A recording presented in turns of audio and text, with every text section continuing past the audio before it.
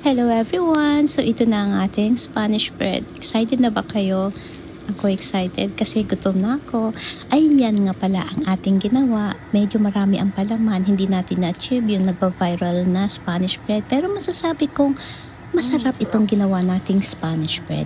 Alam niyo pa guys na gumagawa din ako ng sarili kong breadcrumbs dati. Yung bago pa lang ako nagbe-bake, bumibili lang ako sa bakery. Pero ngayon marunong na ako na mismo ang gumagawa. Ngayon, ipapakita ko sa inyo kung paano gumawa ng Spanish bread na hindi lumalabas ang palaman sa mga dulo.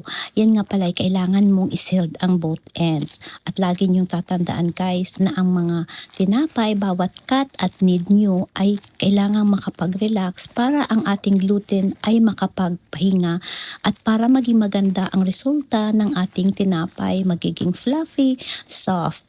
Ayan lang guys, at sa tamang proofing, magkakaroon kayo ng masarap at magandang klase ng tinapay.